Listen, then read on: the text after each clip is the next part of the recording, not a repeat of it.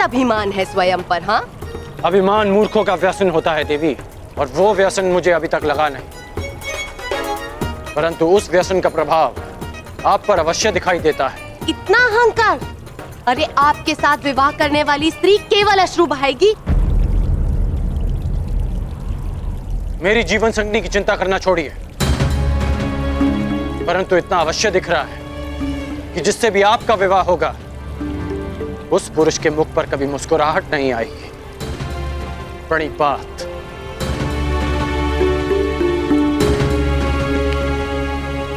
हाँ, अभिमानी। चलो, कम से कम ये तो ज्ञात हो गया कि राजकुमारी को किससे विवाह नहीं करना चाहिए।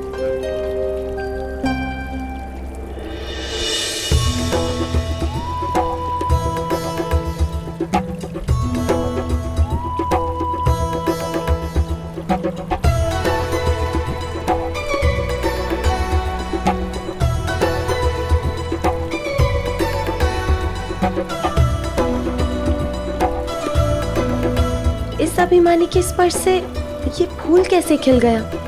क्या ये अच्छा संकेत है?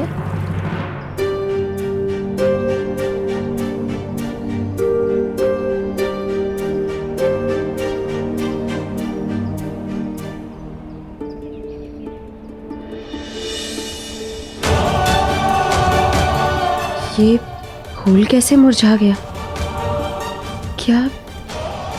क्या ये कोई बुरा संकेत है?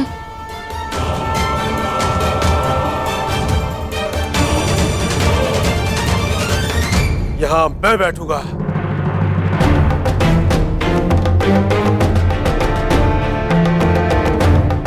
जहां मद्र नरेश की दृष्टि पड़ जाती है वो स्थल उसका हो जाता है चोलराज।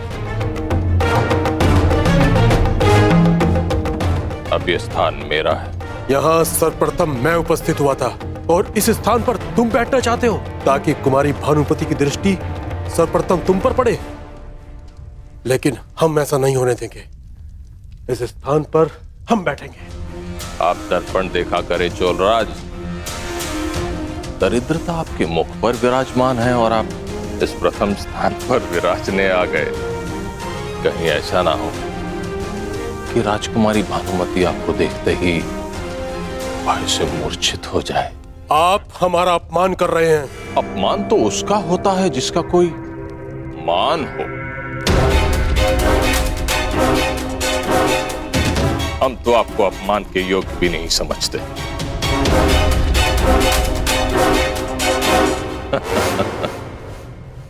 शांत मामा श्री। आप मध्य में बताइए हस्तिनापुर युवराज। चोलराज अपना अपमान नहीं सहेगा।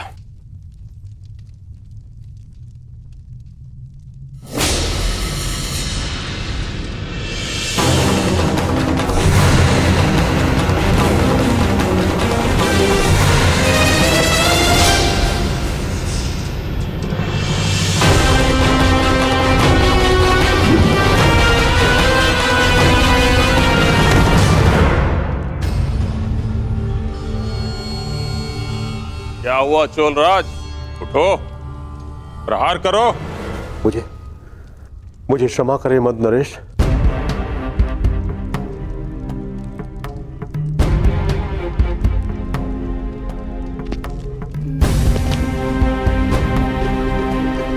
मामा श्री का व्यसन कभी जाएगा नहीं। दूसरों को क्रोध दिलाकर उनकी शक्तियों को स्वयं में समाहित करने का गुण है इनमें।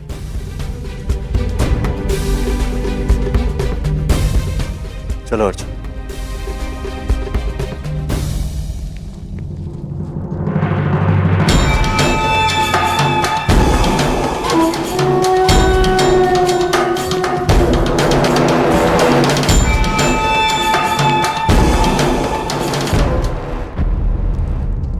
अरे कुमार दुर्योधन, स्वागत है।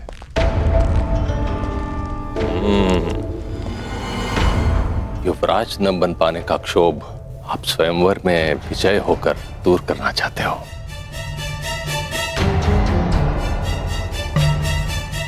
मेरा प्रकरण छोड़िए मद्रराज, आप बताइए आप यूं बढ़ती आयु में यहाँ क्या करने आए? अरे हाँ, कहीं अपने आप को युवा सिद्ध करने के भ्रम को बनाए रखने के लिए? हाँ।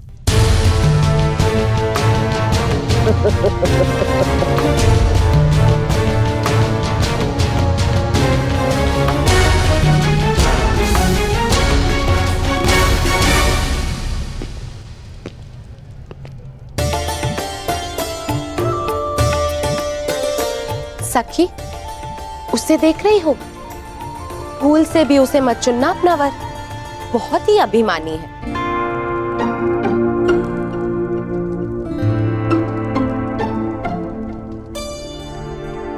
इसे ना चुनो सुप्रिया।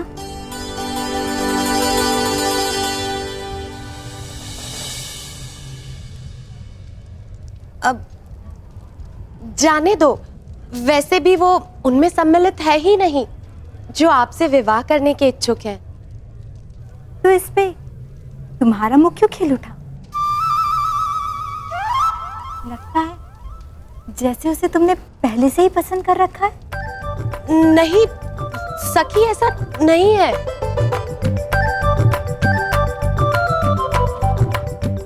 जो भी है, वो तो इस पुष्प ने बता दिया।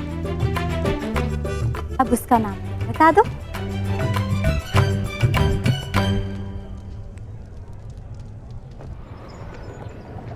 वृषाली। काका काकी,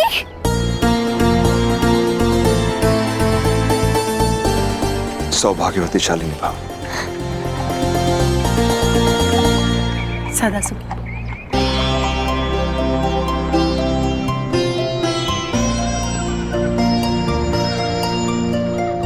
अब तो तुम सदा के लिए मेरे पास आने वाले।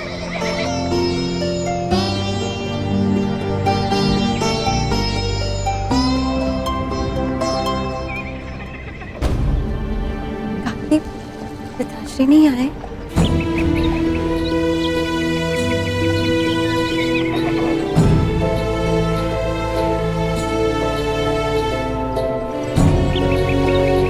काका काकी, कर्ण तो है नहीं यहाँ। जानता हूं। हस्तिनापुर में सूचना, कुमार दुर्योधन उसे अपने साथ कलिंग ले गए। परंतु आप चिंता मत कीजिए, मैं हूँ यहाँ आपके स्वागत के लिए। चिंता की बात है वृषाली, युवराज के साथ कुमार अर्जुन भी गए।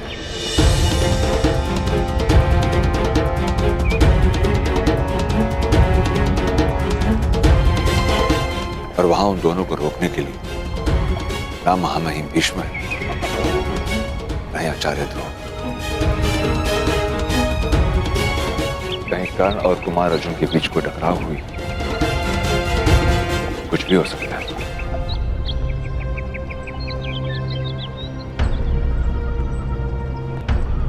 चिंतित मत हो काका, कुछ नहीं होगा। कर्ण यहाँ सुरक्षित पहुंचेगा।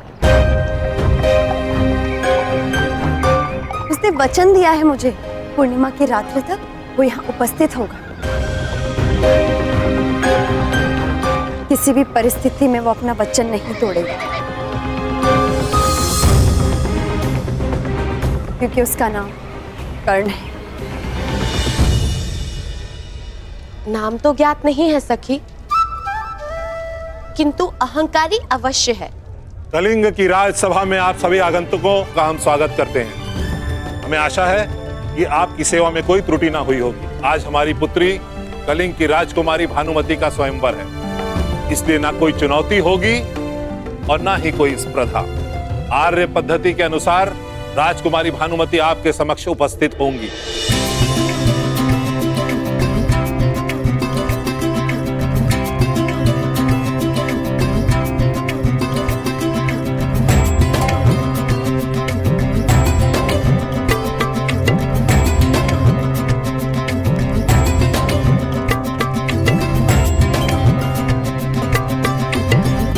मेरी पुत्री भानुमति आप सभी का परिचय जानेगी और जिस किसी को वो अपना वर चुनेंगी उसी के साथ उनका विवाह संपन्न होगा। राजकुमारी भानुमति, आगे बढ़ो।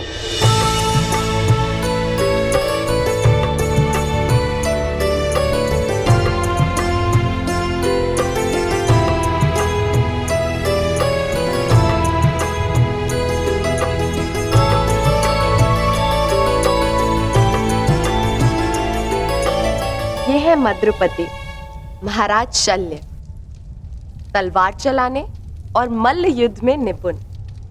इनका युद्ध कौशल समस्त आर्यवर्त में विख्यात है।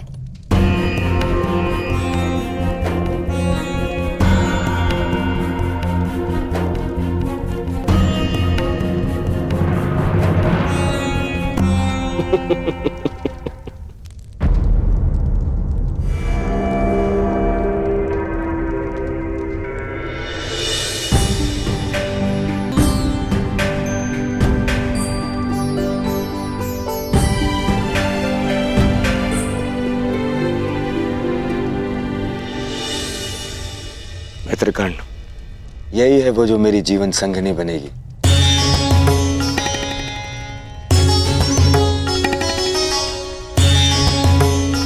कदाचित पूर्णिमा के पश्चात हम दोनों का विवाह एक साथ ही होगा। मित्र, तुम भूल रहे हो कि ये स्वयंवर कुमारी भानुमति का है। यहाँ चुनने का अधिकार केवल उन्हें है। यदि ऐसा है तो उसे दुर्योधन को चुनना होगा। अब भानुमति का विवाह दुर्योधन से ही होगा।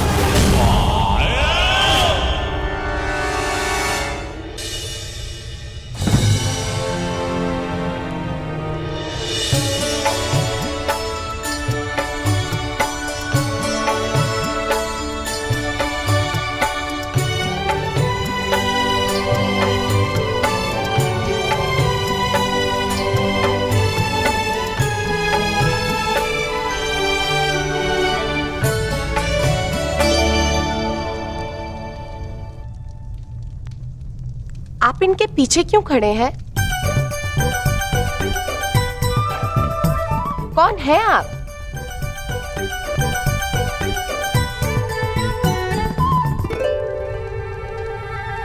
मैं कर्ण हूं। कर्ण?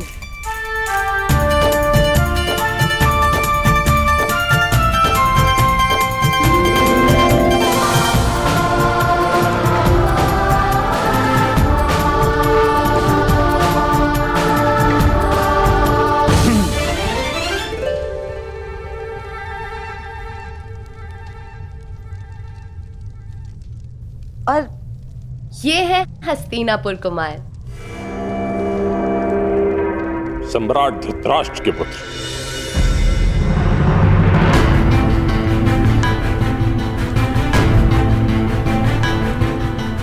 ये लगभग यहां अनामंत्रित ही हैं। ये ना तो कहीं के राजा हैं, ना ही युवराज। मैं कलिंग नरेश से पूछना चाहता हूं कि फिर इन्हें इस स्वयंवर में आने की अनुमति क्यों दी गई?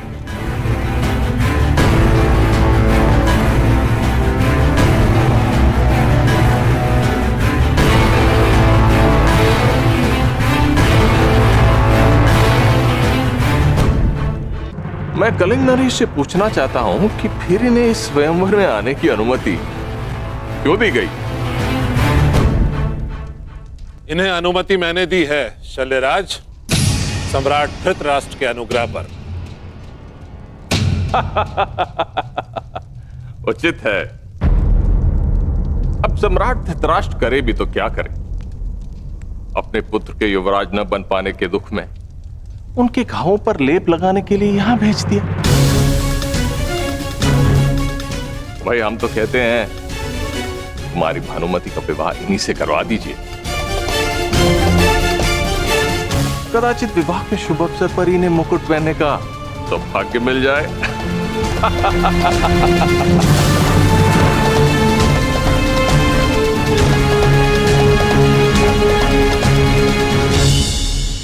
राजकुमारी भानुमति किससे विवाह करेगी, ये उसका अधिकार है, आपका नहीं शल्यराज।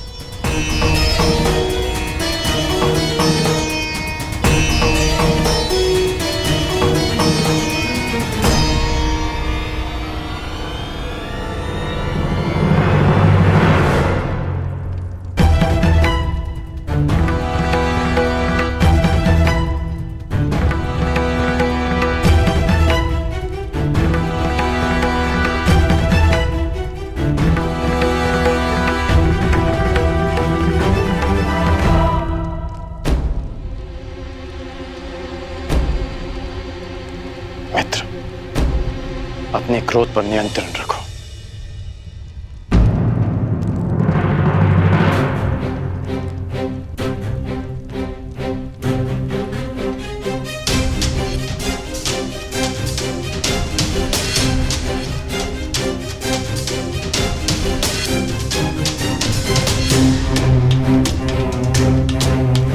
पांडव नामक कांटे के वृक्ष से अगला शूल तुम्हें न चुभ जाए, इसलिए युधिष्ठिर से पहले तुम्हें विवाह करना ही होगा। बस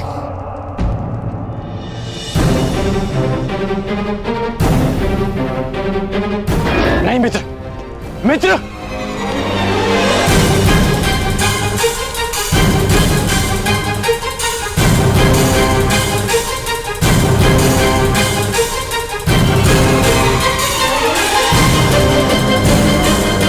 ये अपराध है, ये स्वयंवर नहीं हरण है। स्वयंवर कहो या हरण, मैंने भानुमति का वरण कर लिया है।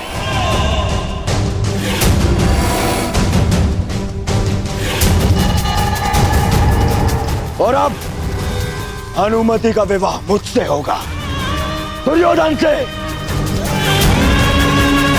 और ये मैं अपने बल पर करूंगा, अपने पिता के अनुग्रह पर नहीं।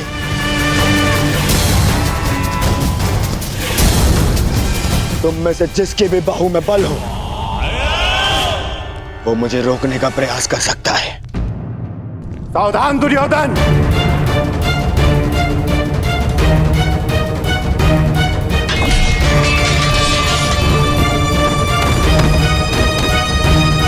अरे स्वयंवर में हस्तिनापुर का आमंत्रित कुमार स्वयंवर का हरण कर ले, ये हस्तिनापुर की मर्यादा का हनन है और नारी की गरिमा का भी। युवराज का अनुज होने के नाते मैं ये नहीं देख पाऊंगा। आज आप मुझे मत रोकेगा।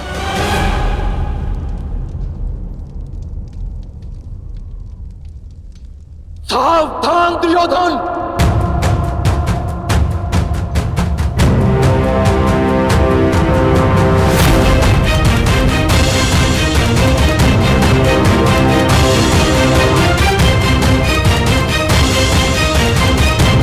या तो राजकुमारी भानुमति को छोड़ो या फिर युद्ध के लिए प्रस्तुत हो जाओ। अब मैं भानुमति को छोड़ूंगा और न ही तुम्हारे साथ मैं युद्ध करूंगा अर्जुन।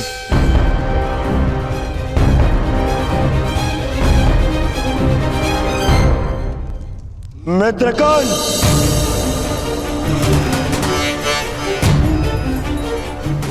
जिस प्रयोजन से मैं तुम्हें साथ लाया हूं उसे सिद्ध करो।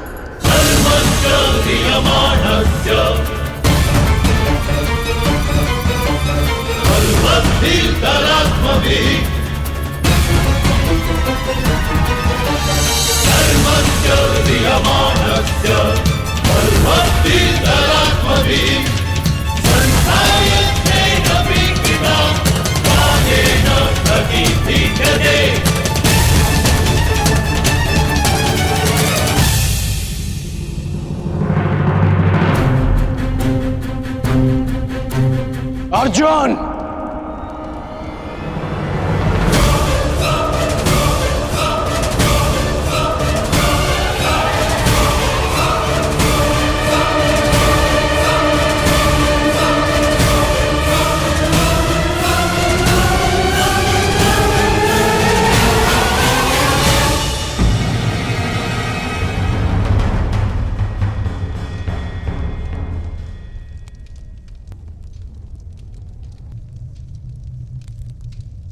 आज तुमसे ये युद्ध मेरा मंतव्य नहीं, कर्तव्य है। मैं यहां कुमार दुर्योधन की ढाल बनकर आया हूं।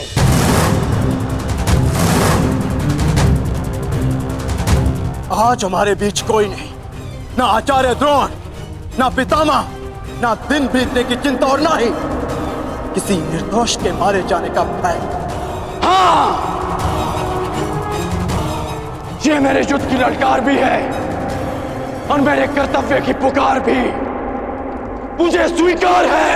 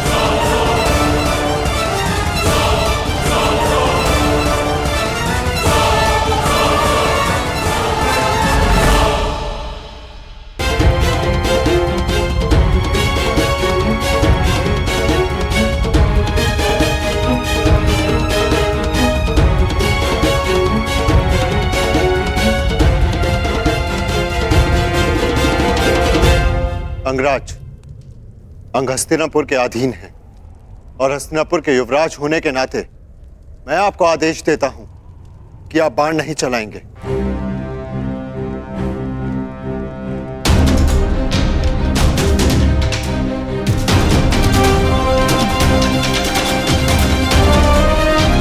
और अर्जुन, यदि तुम्हें अपने ज्येष्ठ भ्राता का तनिक भी मान है तो तुम प्रहार नहीं करोगे।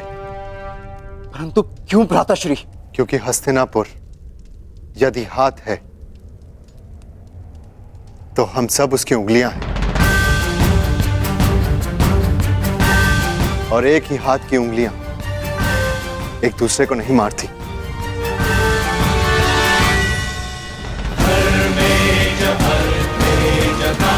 क्योंकि एक ही तनुर के बाण एक दूसरे को नहीं काटते। दुर्योधन ने उचित किया या अनुचित, ये एक पारिवारिक प्रकरण है। इसका निर्णय हस्तिनापुर में लिया जाएगा, यहां नहीं।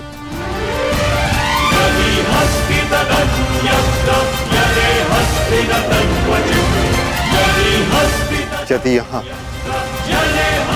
हस्तिनापुर के कुमारों के मध्य संघर्ष हुआ तो हस्तिनापुर उपहास का पात्र बन जाएगा। परंतु यह युद्ध मेरे और कर्ण के मध्य है।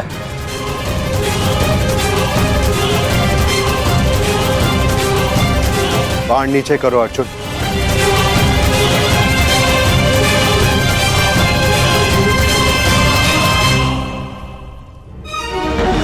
अंगराज, इस समय अनुज दुर्योधन के प्रतिनिधि हैं।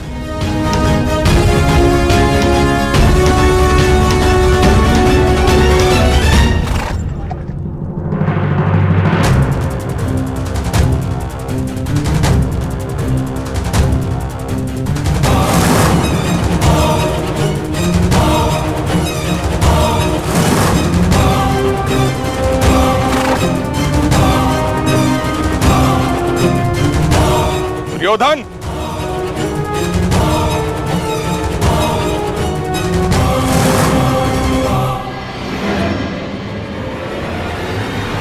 मेरे मार्ग में मत आइए मद्र नरेश। मेरा परामर्श है आप सही मार्ग पर वापस आ जाए।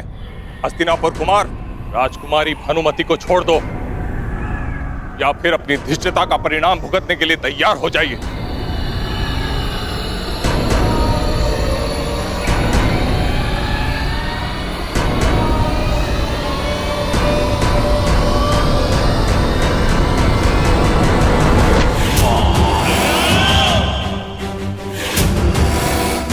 परिणाम की चिंता व्यापारी करते हैं,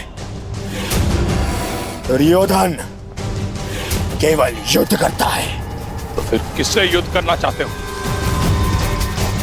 चुन लो।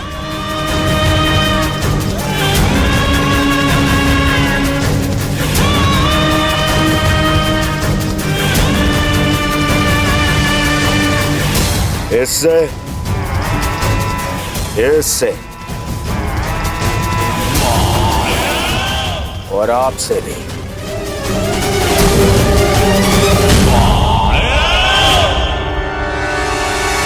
युवराज युधिष्ठिर, यदि कोई और दिन होता तो आपके इस तर्क की काट अवश्य प्रस्तुत करता, परंतु आज मेरे मित्र को मेरी सहायता की आवश्यकता है।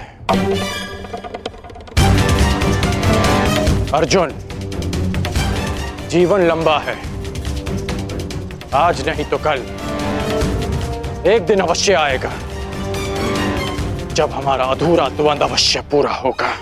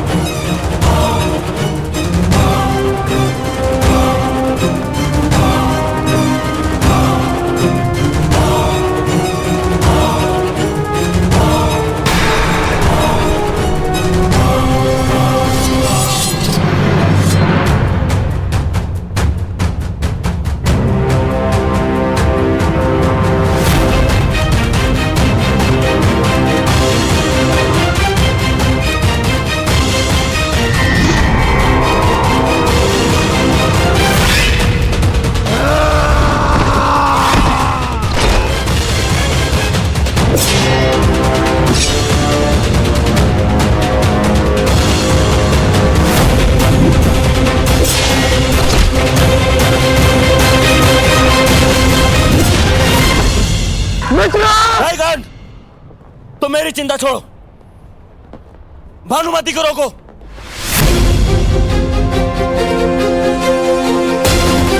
कौन? रोको उन्हें।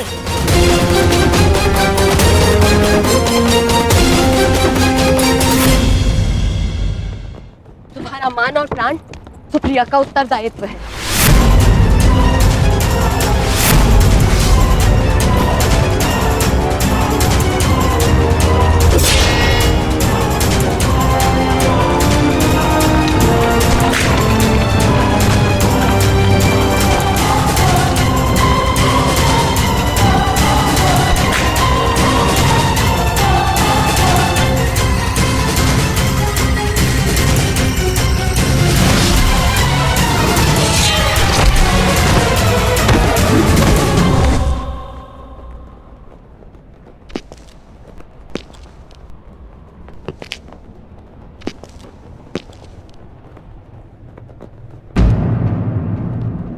क्या हुआ दुर्योधन?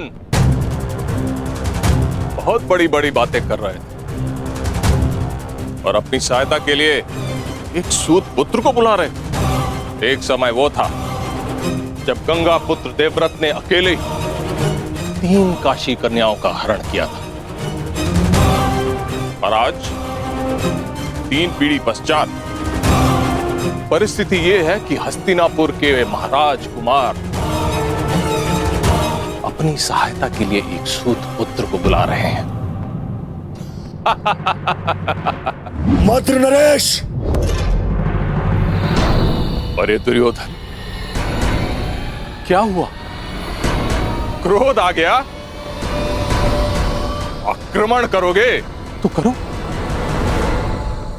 मैं प्रस्तुत हूं। सावधान!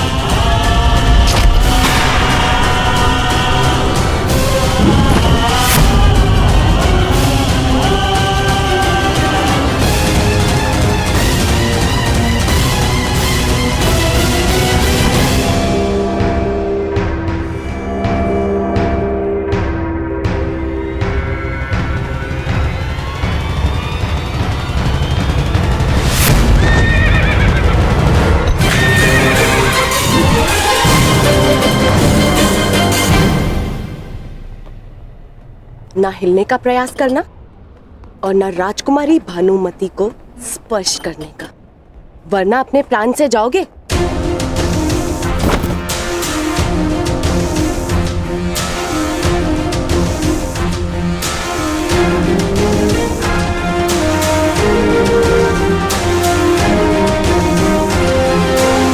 तो तुम द्वंद्व करना चाहती हो तो आओ, आगे बढ़ो।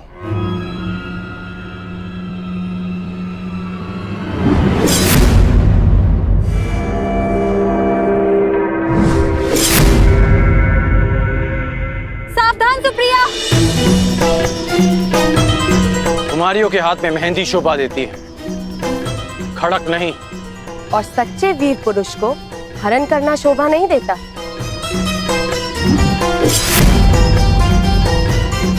जितनी तीव्रता तुम्हारी जीभ में है, उतनी तीव्रता तुम्हारे प्रहार में नहीं कुमारी। रुक जा। जो रुक गया वो विजय कैसे प्राप्त करेगा?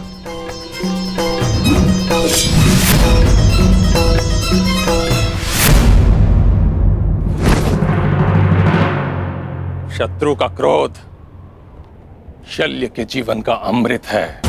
दुर्योधन, अब तुम्हारी सहायता के लिए कौन आएगा?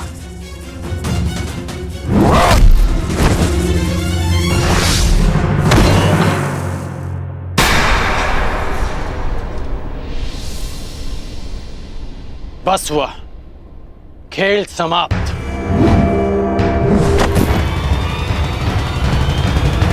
सुप्रिया! वीरांगना पराजित हुई। अब शांत रहना तुम्हारा धर्म है।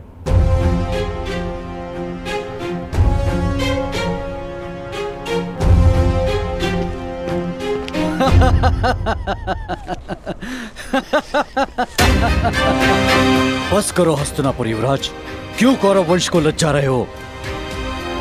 अपनी गदा उठाने के लायक तो हो नहीं, भानुमति को कैसे ले जाओगे? हम सबका अपमान करने वाले, देखते हैं अपना मान कैसे बचा पाओगे। अपमान का प्रतिकार है शत्रु के प्राण।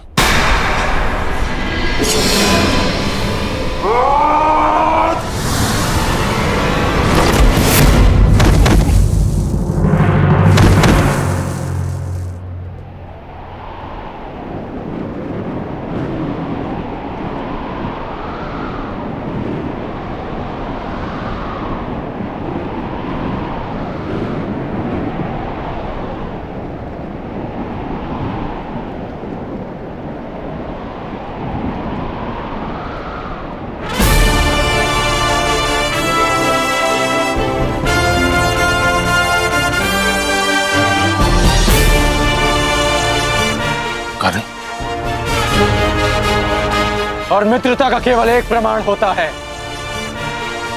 समर्पण।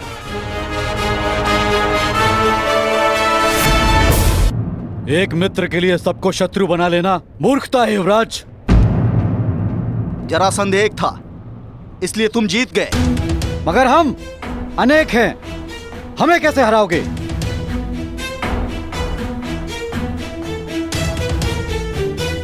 राधे का केवल एक लक्ष्य है, परिवर्तन।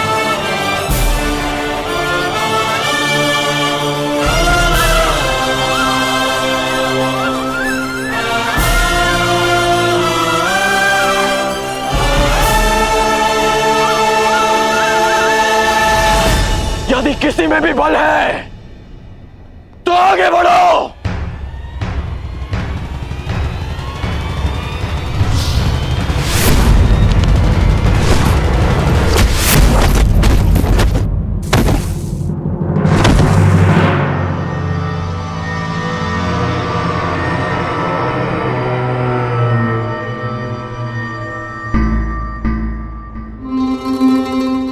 आनंद आएगा। स्वयंवर में विजय प्राप्त करने से अधिक तुम्हें पराजित करने में आएगा कर्ण। सुना है अंगराज में बहुत क्रोध है और शल्य को क्रोध का प्रतिकार करने में सबसे अधिक आनंद आता है।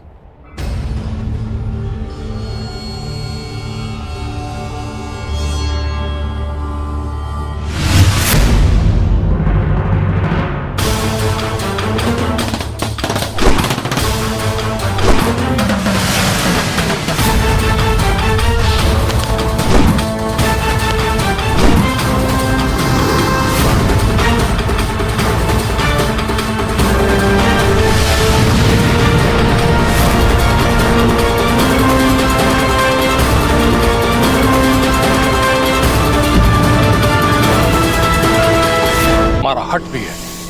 कहा था अर्जुन ने कि स्वयं को सिद्ध करने की लालसा तुम में बचपन से थी। इस हट की ज्वाला को तुम्हारे भाई शोन की चिता की अग्नि भी शांत नहीं कर पाई।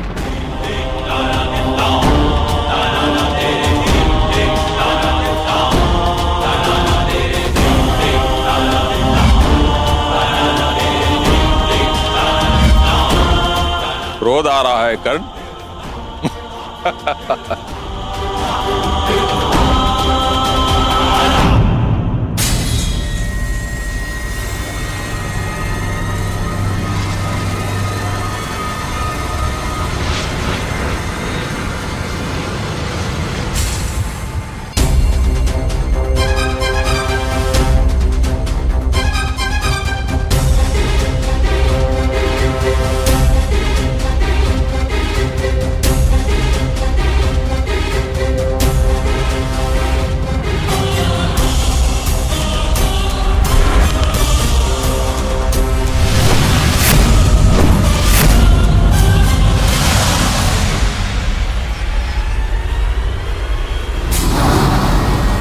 इसके बाण इतने उग्र कैसे हो उठे?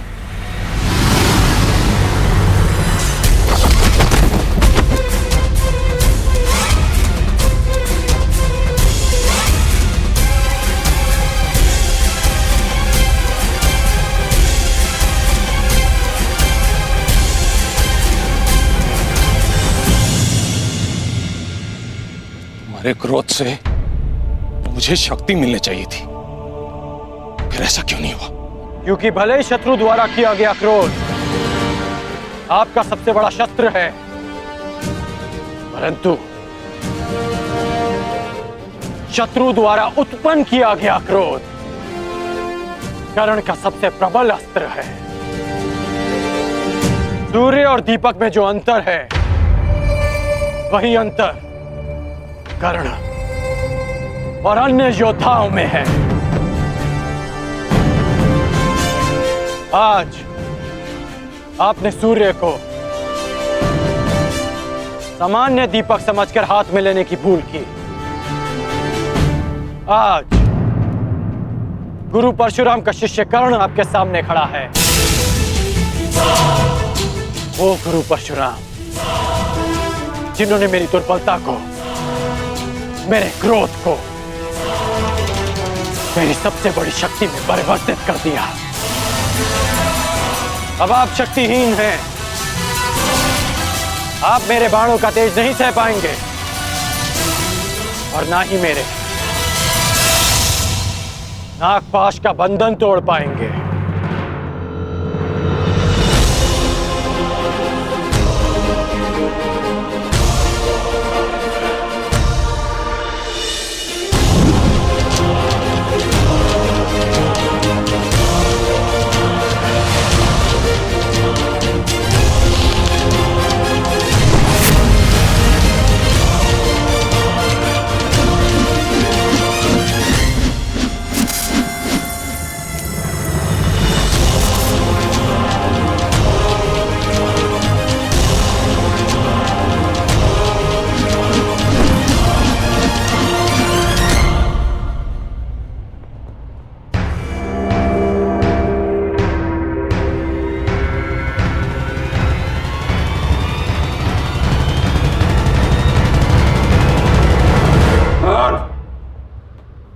मुझे बंधन में मत बांधो कर्ण, हमारा वध कर दो, नहीं तो शल्य को कभी शांति नहीं मिलेगी।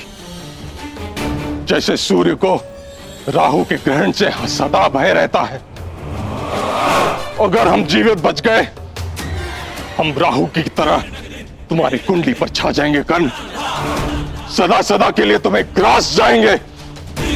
हमें मुक्त करो कर्ण। राधे चुनौती समाप्त करता है, चुनौती देने वालों को नहीं। आपकी चुनौती समाप्त हुई, इसलिए अब यह युद्ध भी समाप्त हुआ।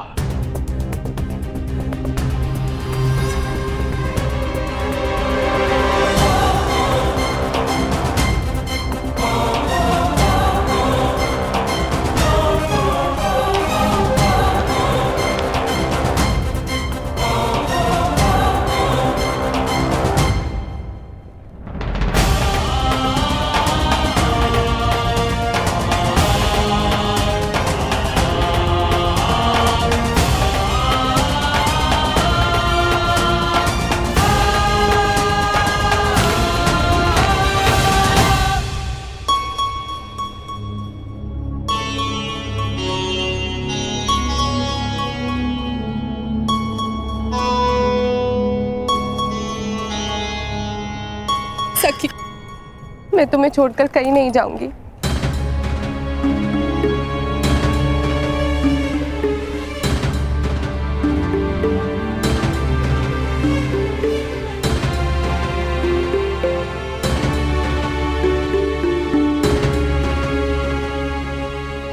मेरा अनुमान सही सिद्ध हुआ मित्र। मैंने तुम्हें यहाँ लाकर कोई भूल नहीं की।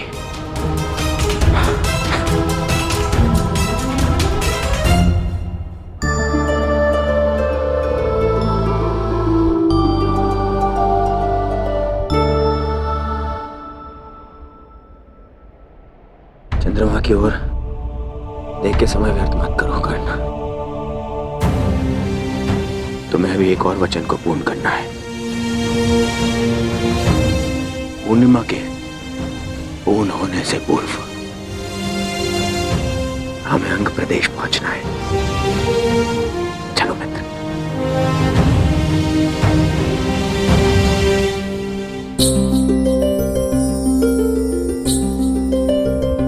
हर दिन कुछ बढ़कर मुझे सताने का प्रयास ना करो चंद्रदेव। तुम्हारे पूर्ण होने से पूर्व ही मेरा कर्ण अपना वचन पूर्ण करेगा। मेरे जीवन का सूर्य मेरा कर्ण मेरे समक्ष प्रस्तुत होगा।